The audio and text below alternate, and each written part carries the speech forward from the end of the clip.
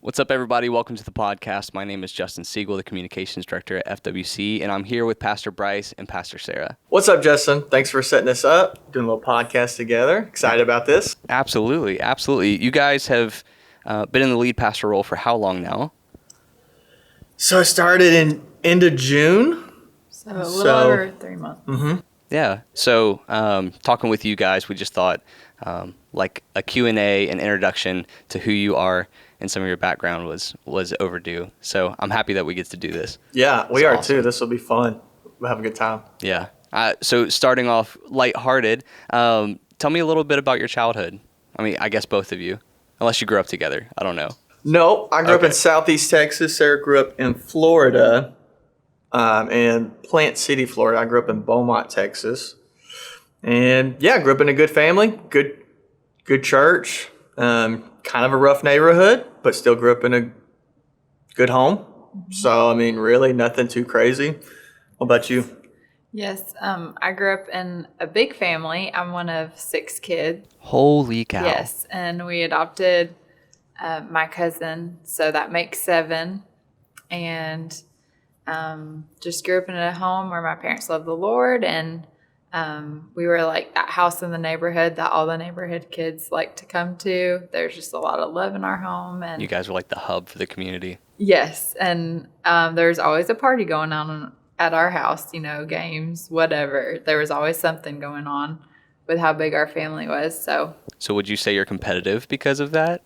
possibly. Pastor Bryce is shaking his head yes. Pastor Bryce, you said you grew up in a bit of a rough area. What was that like? It was interesting. It was, I don't know. Now looking back on it, I can see how it was rough. I guess growing up in it, I didn't really see it as rough. It was just normal. And so, yeah, I guess my childhood was great in the sense that my parents were just very, very, very involved and engaged in our life, playing sports, really into the outdoors, hunting, fishing, four-wheelers, dirt bikes, farm animals. Like we were big. I was homeschooled from 1st to 8th grade. So I didn't go to public school until high school. And so we did a lot of I don't know if people know 4-H.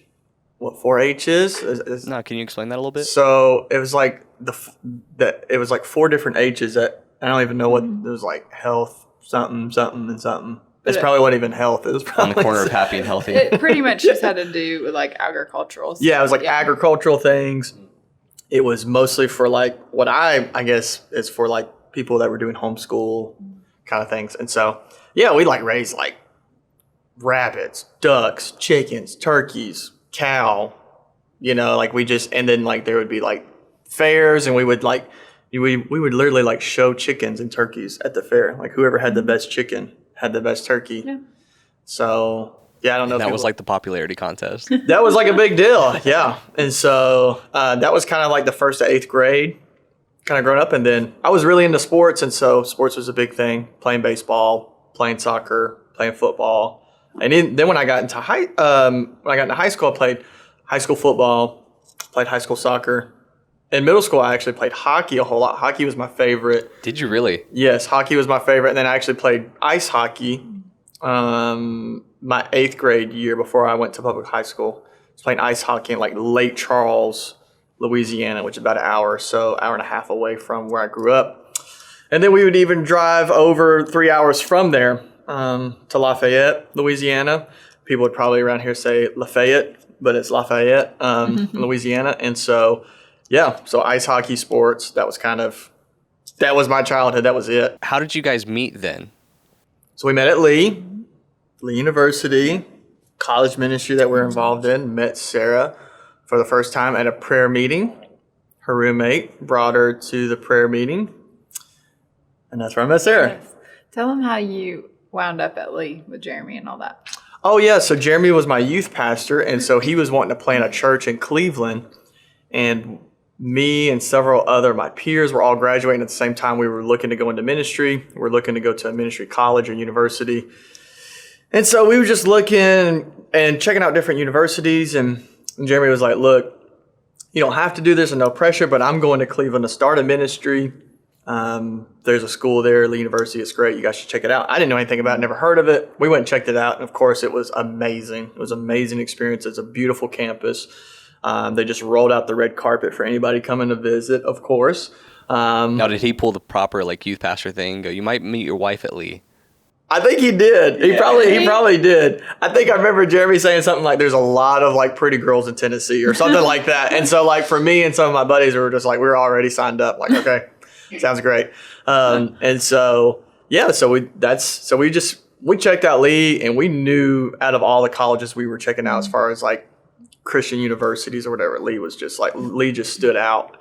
The whole experience checking it out. So that's how I and some of my peers, we ended up at Lee University and got my pastoral ministry degree. Yeah. Amazing. So he helped start the college ministry that I became a part of.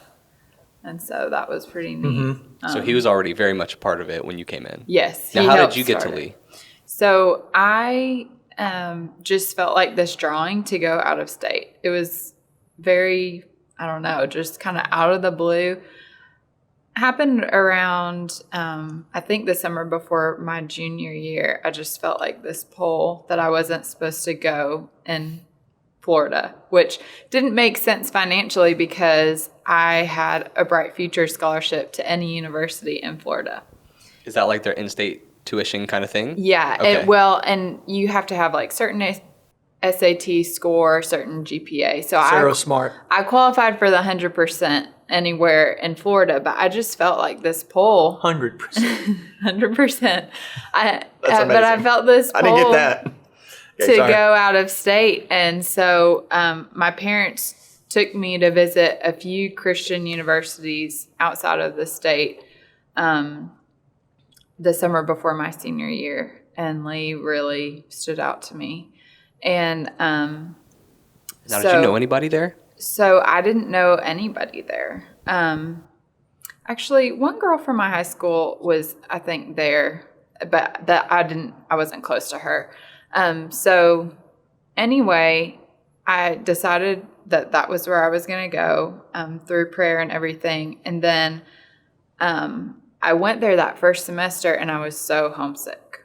So homesick. I was so close with my family. It was hard to be over 600 miles away.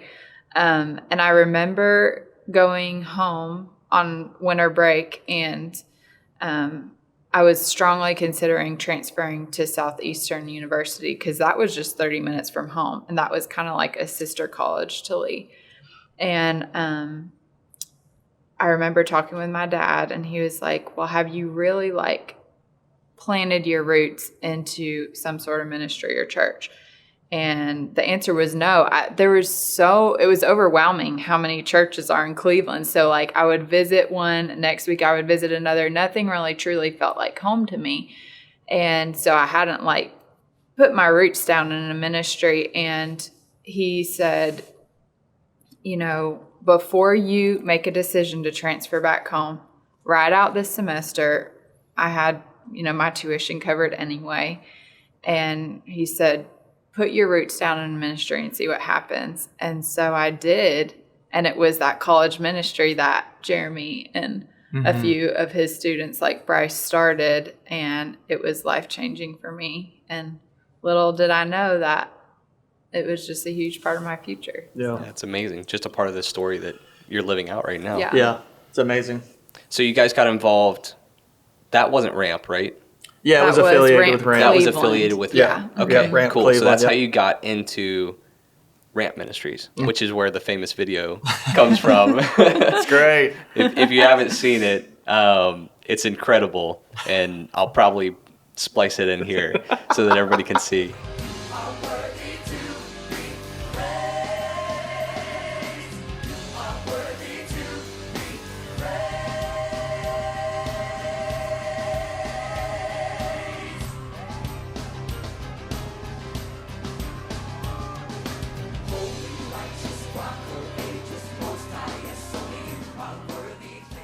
Nice. So who knew you had those kinds of dance moves? I've always enjoyed dance. Yeah. All of it, whether it's ballet or hip hop, I just always, Now, were you a part of the dance team too? No, I was not. No. Okay. So what did your involvement in the ramp look like? So I didn't travel with the team like Bryce did. I just attended every Thursday and would like serve in whatever way Jeremy needed me to on Thursday night. With like the on-campus? Yeah, with the ministry? on-campus Okay. ministry. Pastor Bryce, how was traveling with the ramp? What kind of things did you learn during that time of your life? Man, I learned so much of being a part of the ramp. Like I learned, so like you go to school and you're like, you're in ministry school, you're at this university, you're sitting in classes and like you're learning like content, and then like ramp was like the actual application of the stuff, of whether you're being taught stuff about prayer, you're being taught things about ministry. I mean, it's anything from like, we would travel and do conferences all over the place, all over the southeast of America, into Colorado, up northeast, New Jersey, New York.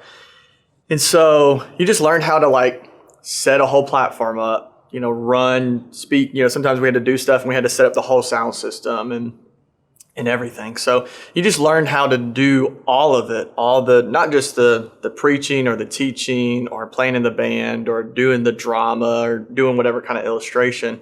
You kind of just learned all of the setup, just how you just get everything in place, having time to do all that, and then ministering to people in the altars, to learning how to like conduct yourself in the green room, like basically just being under the leadership of Karen Wheaton just changed my life forever. Like it just set such a standard of, even when we would go out to eat or something, there was ministry happening with the waitress or the waiter. It was just stopped at a gas station. There was ministry happening. And so it was just very enlightening, and just kind of set the standard of like, this is what ministry looks like. So I'm going to university and then I'm part of this ministry. And then the ministry is just kind of, now we're doing the ministry. And it was rare that I had like a weekend or 2 weekends per semester, like to myself. It was every weekend we were doing a conference somewhere, Friday to Sunday type thing. And so if I had 1 weekend to myself per semester, it was just like, yes, I can like, I don't know, I can go do something, or go do whatever. But at the same time, really, really enjoyed, like I got to travel a whole lot, and then just got to just learn a lot, whether it was on bus or plane. Just being around Karen Wheaton, her leadership and the team was just monumental, and still is monumental to me. And yeah, there's a lot there to unpack, but yeah, hopefully that kind of answers it. Oh, absolutely. And it seems to me like that time of your life added so many tools to your belt that you then got to utilize later in life and still use today. Yeah. Which leads me into the next question. What prompted, and I'd love to hear from both of you on this, what prompted you to venture into youth ministry? For me, it was just in ninth grade when I was at that service in Brownsville at that youth conference last night. The speaker, Richard Crisco, just gave an altar call for those that felt called to youth ministry or to full-time ministry. Mm-hmm. I translated it as, if I was going to do that, that would be youth ministry and then just whatever else from there. And I knew it was that because he was a youth pastor and he was just telling stories about his youth ministry and leading his youth ministry and just lives that were being changed. And he was just telling stories and he was just crying. And I don't remember what the stories were. I don't remember like what he said. I just remember what I felt. And it was something that just so connected with my heart and soul, like nothing had ever connected with. I was really passionate about sports and passionate about different things, but this was like a whole nother dimension. And I just knew this is what I was born for. I knew I was born for ministry. Mm-hmm. And I didn't even know what ministry was. Like I was a ninth grader and I didn't have any idea what that meant. And so I just knew this is what it was about. And so. Yeah, for me, I alluded before about that summer before my junior year in high school. God just did so much in my heart that summer as I sought him. And, that's the summer where I felt like he was drawing me to a university outside of the state.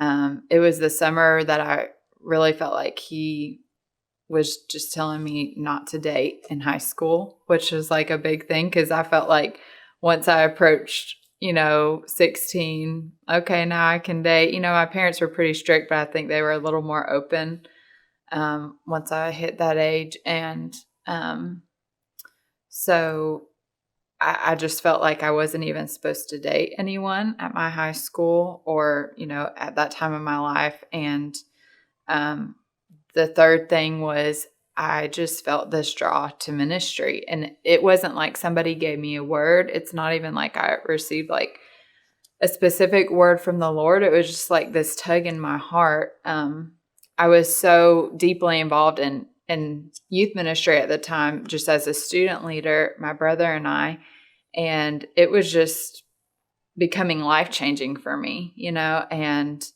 I just felt in my heart that I would be a part of leading this for somebody else to be experiencing what I was experiencing at that time. That's really cool. So both of you were in high school when you really felt drawn to it. So then moving on to Lee, and then you guys obviously met each other. After you guys met, what did that look like, going from meeting at the ramp to going into your first job in youth ministry, like seeing that come to life? Yeah, it was just totally the Lord. We were part of the same social group. Mm-hmm. First of all, I always knew Sarah. Like as soon as I saw Sarah, I was like, that's the most beautiful person I've ever seen in my life.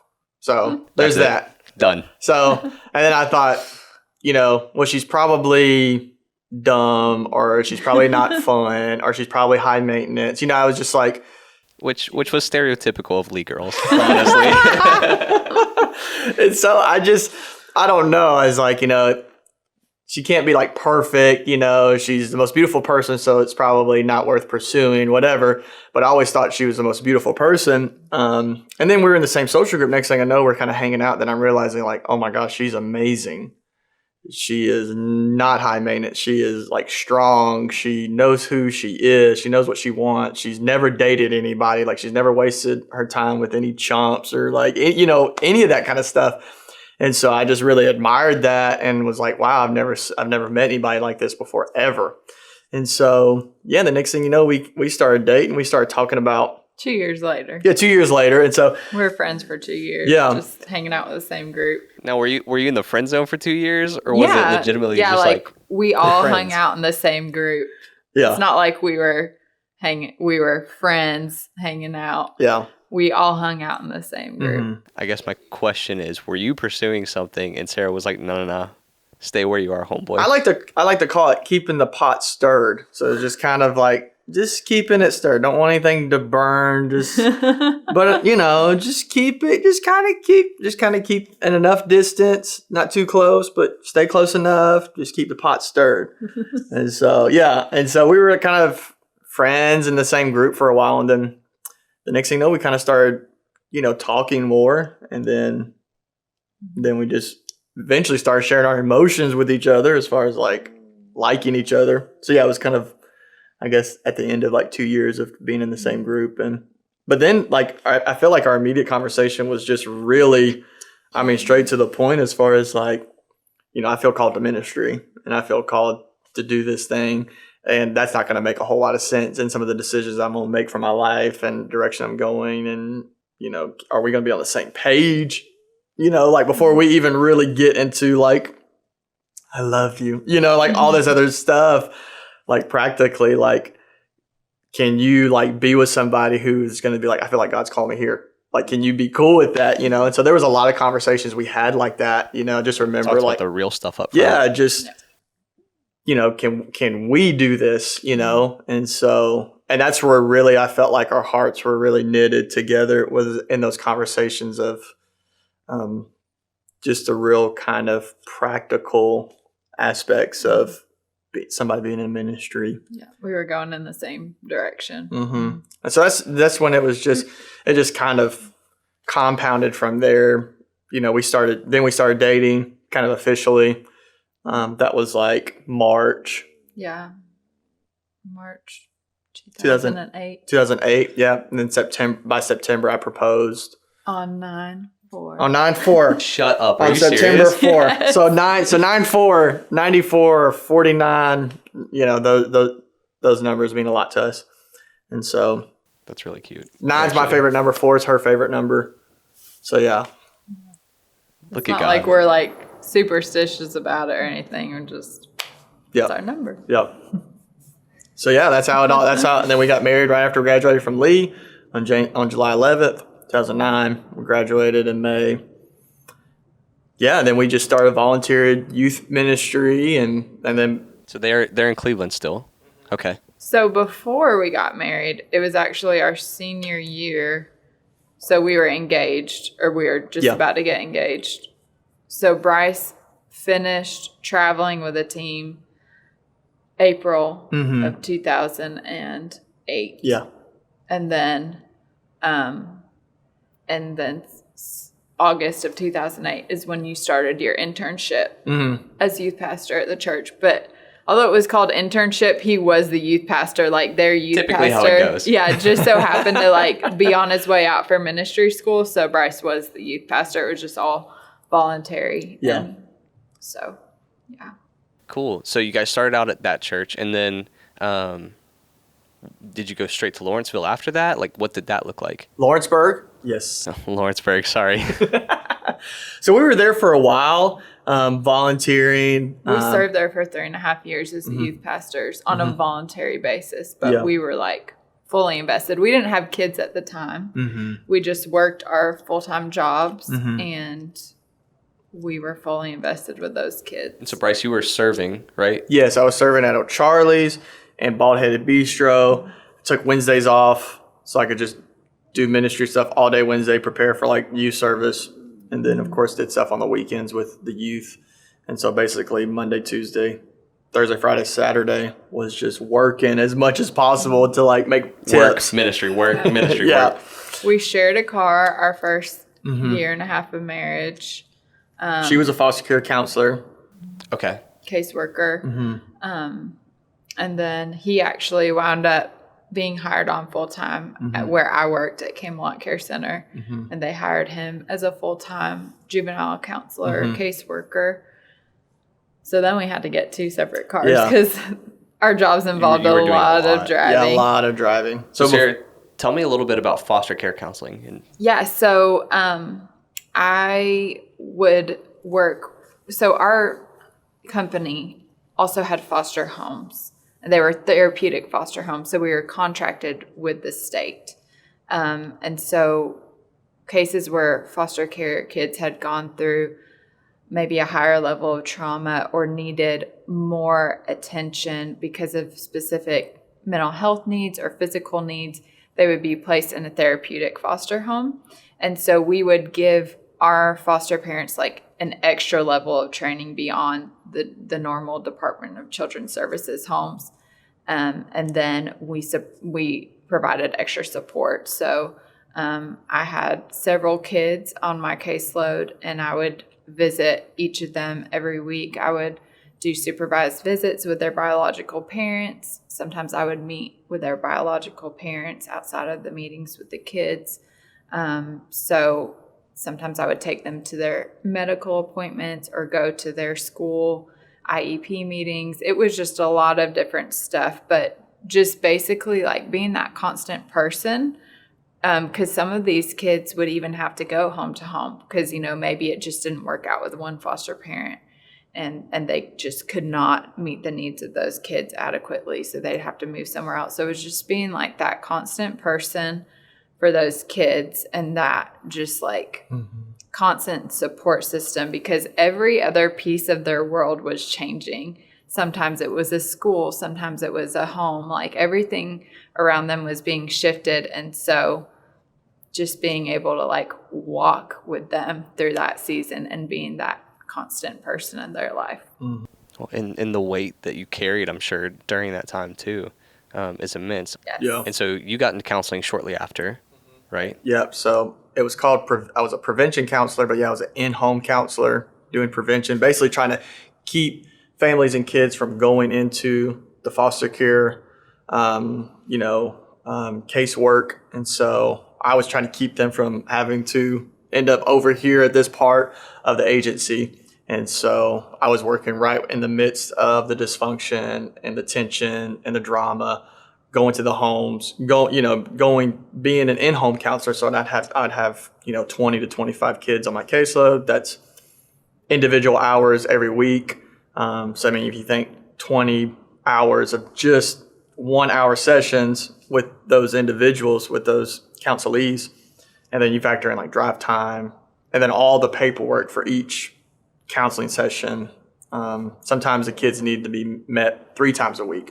And so even if you had one kid that was like one counseling sessions, you met with them 3 times a week. So yeah, it was a lot of traveling around, a lot of,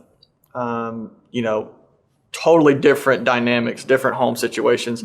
And so you're at one home working with this family, 15 minutes, go drive over here. Now you're working with this family. You meet with 3 to 6 clients a day. And so, just very intense, very heavy. And I think between those two things, as well as being involved in youth ministry, it just really prepared us. Like if we were like doing ministry on a Wednesday night and some kids like, man, I'm dealing with this. It just seemed like so much more manageable. It's like, hey, we can get through this. Hey, we can get because I'm working with this family today or the other day, and it was rough. It was real bad. So like when a kid would come forward and talk to us about something, it's like their whole world's falling apart. We could just really wrap them up and be like, hey, man, we can get through it. And it was like from a place of just like of experience, of just seeing it for ourselves. Like we just saw a kid in way worse situation go through it, and we can get through it too, And so I'm so thankful for those experiences, Yeah, that's amazing. It gives you that confidence to be able to say, no, like you got this and we can get through this. You've shared your heart about this in staff meeting before. You didn't have a background in counseling. You didn't have a background in psychology or anything like that. And kind of, I guess, share what you've shared with us. Like what was the biggest thing that you realized was important during that time? Yeah, because it was kind of overwhelming. I'm going through all the trainings that like the counseling agency would provide, and they were very, very helpful. But at the same time, I don't have a psychology degree like Sarah. I have a pastoral ministry degree, and there were some things. I took counseling classes at Lee that were very, very beneficial. But I didn't have like a robust kind of training like a psychology degree or anything like that, and so.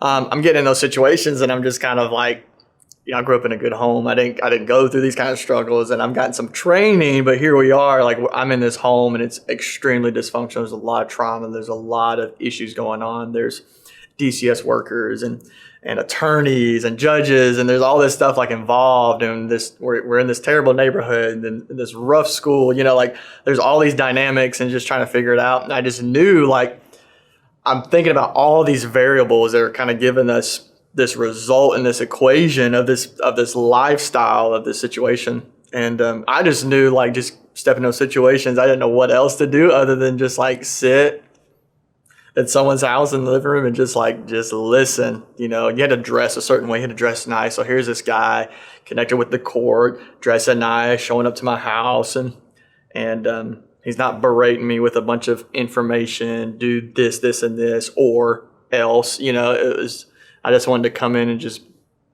kind of be a part and just try to blend in as much as I could. And I would just listen. And so that was something, like you said, I share with the staff, it's just, there's power in just like listening, and not listening and like I am conjuring up my thoughts to say. So I'm not really, processing what you're telling me, because I'm like processing what I'm going to say next to you, but really listening. And I would just notice like my clients would do so well, and I'm just like, I'm not doing anything but just listen. I'm not like laying out this amazing, dynamic, comprehensive plan. Like I'm just listening. And I just noticed like whether it was the student or the youth or the parents, or the grandparents, whoever was involved, I just noticed how much value they received from my presence and from my engagement, that they just really felt like there was a sense of meaning, there was a sense of purpose and value that they were getting from my presence and from my interaction, that I think was just invaluable and was priceless. And so, yeah, I saw a lot of really, really, really good results from my cases. And that's like really, really not trying to brag, but just trying to hone in on just like how powerful it is just to listen. And I noticed that, and that really helped me step into ministry of like, okay, this works, being caring, being compassionate. What does that look like? It looks like sitting down across from somebody and just listening and taking it all in, all of it, all how nasty it is, and just not like, oh, let me write that down, like just taking it all in. And so you guys were in youth ministry doing this. When did you realize God was kind of calling you into a lead pastor role? Yeah, it was the beginning of 2019 where we had, I guess there was a possibility for us to be lead pastor. And so then we really started really entertaining that. And we were just all in youth ministry. I was just never been the type of person who's like, what am I going to do in 5 years? What am I going to do in 10 years? Like, where am I going to be at? Like, I'm always just been, I'm just here right now. What are we doing right now? Let's just focus on who's here right now and what we're going to do this year. And so I was never like really big picture thinking, but then all of a sudden here was this possibility to be a lead pastor, and we were excited. And I never thought that would have been the case because we're so fulfilled and content with doing youth ministry. And we were just like, we're not like trying to achieve anything. We're not looking for anything. We're good. We're happy. We're in a good spot financially and in a good community and all that stuff. And then that kind of that was a possibility at the beginning of 2019. And so it just kind of opened a door in our hearts. That possibility actually wound up what we thought would turn into that didn't. So yeah, we knew that last run of youth ministry was going to happen here. We didn't know if that meant, 1 year or 5 years. We weren't going to put some kind of like timestamp on it as far as whatever the Lord wanted us to do with our last run of youth ministry. But we knew it was here. And so we were just all in. We're going to make that happen. And I just knew just being here, and I never knew Pastor Eddie until I came here, until went through that whole process. But just admired him. Everybody that I've talked to said nothing but amazing things about him. And so then once I got here, I got to experience his teaching and his leadership and staff. I really just began to admire him like week after week after week, how he handled things, how he taught, how he was transparent with the finances of the church to like the whole congregation. And yeah, so I just made it just kind of a personal thing. I said, man, like while I'm here, I just need to learn from this guy. Like if I feel like someday I'm going to be a pastor, like I just need to learn like as much as I can learn. And so I just reached, Pastor Eddie's here. We're working together. He's my boss. And so I was like, is there any way like we can just meet once a week? I don't know, coffee, just whatever. And I'm going to bring a notepad and I'm just going to listen. And you can just tell me, I don't know, about ministry or about God or about what you see in me. I'm just a sponge, and I'm just here to glean and learn. If you see something in me that needs to change or shift, or what you've learned out of ministry, just like I just wanted him to just have like a clean slate, full access to say and direct somebody like me, because I just wanted to just learn. Here's this amazing pastor who has an amazing track record from being a superintendent and from being just a pastor for so long. I just wanted to get as much as I could get. And so we started doing that. We started meeting every Thursday at Brass Horn at 10 a.m. And it was amazing. I'll never forget. I mean, the notes I have are just amazing. And it's the most I've ever seen like Pastor Eddie like talk in my life, was just in those sessions, because he's not like this person who's just going to like talk and talk and talk and talk. And he was just giving gold, just great wisdom, great advice, talking to me about my prayer life, talking to me about, how to read scripture and how to, lead my marriage and just everything, all of it. And so that went on for months. It just became just a part of our schedule. And for whatever reason, if we couldn't, if there was conflict, we just did it. We just met another time, another day. And so, yeah, that was just really helpful for me, because I knew, I don't know if things are going to work out here. I don't know if I'm going to do this last youth ministry run and then, I don't know, start doing terrible and then get fired. Like, I don't know.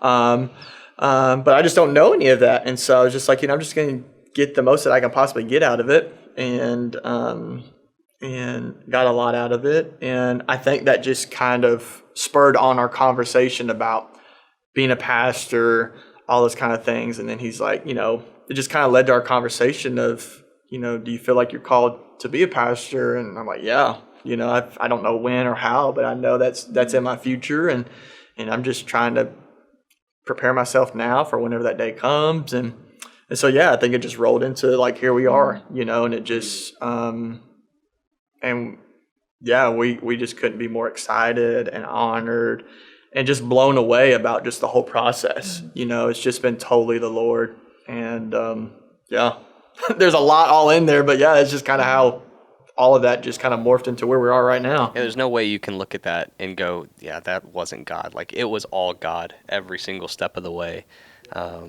And it's cool to see that he was prepping you for that. I mean, all the way back in your college days.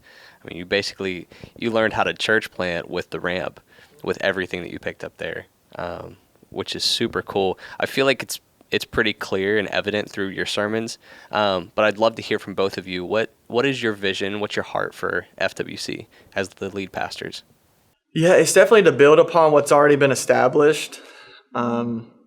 Excellence and financing, and stewardship and all those things. I think just to compile it in just a few words, Jesus changes everything. That's just how we feel.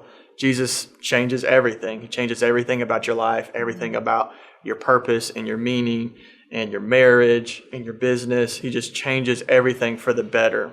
And so with that, we just, in the times that we live in, that can be almost like a controversial statement, but to us, it's just very foundational and it's sufficient as well.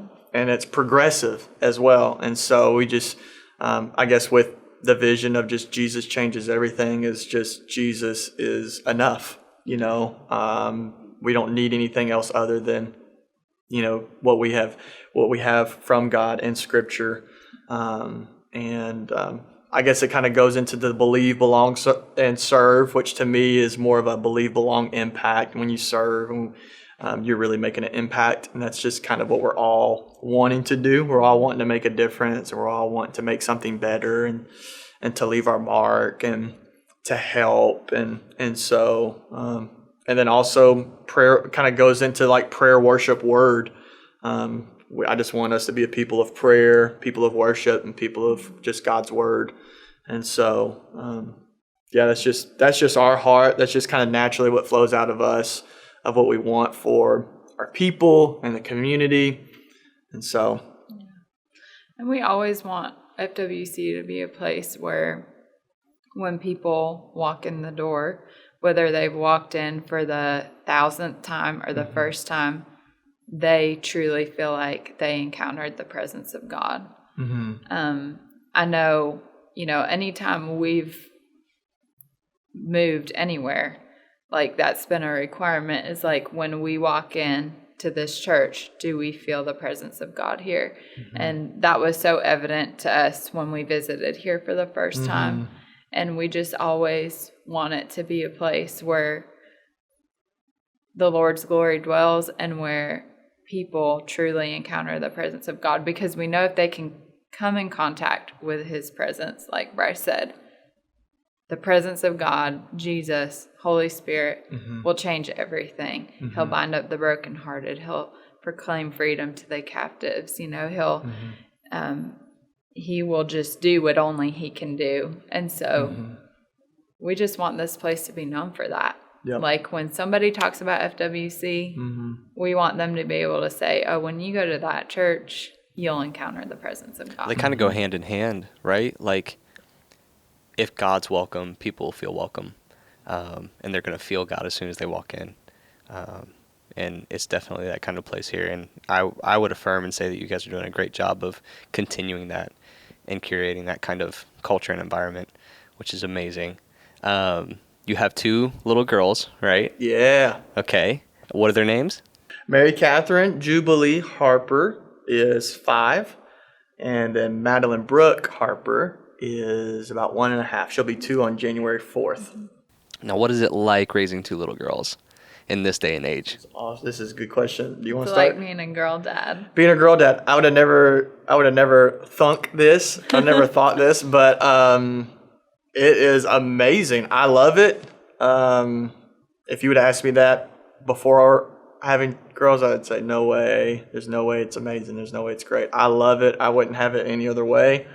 As much as I am to like outdoors and sports and all that, you would think I'd want just nothing but boys. But the girls, they love the outdoors. They love to play sports. They like their tea parties, and they like to get out and, hit the ball, with the bat and throw the ball. And I think to make it even just more concise, my girls are like raising these girls is like how I like my chicken wings. It's sweet and spicy. Yes. It is sweet. It is very sweet, and it is very spicy. Yeah.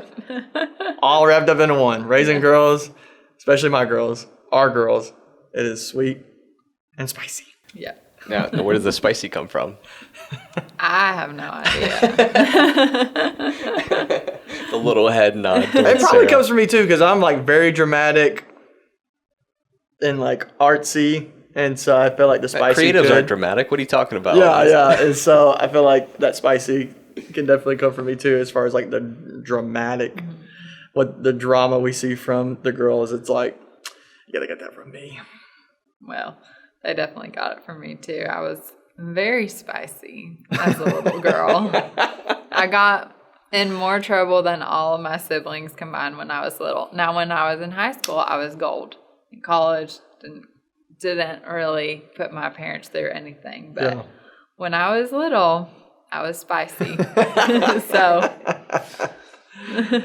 but they're precious. Yeah, it's amazing. Yeah. Now, are you getting your fingernails painted? Me, absolutely not.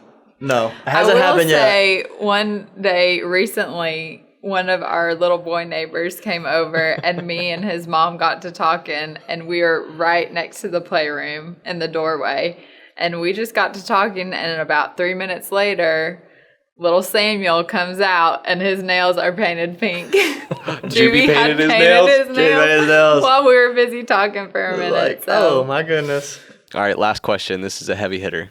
What is your favorite restaurant in the borough / Nashville? I guess we could go both. Right now, it's been Jim and Nick's.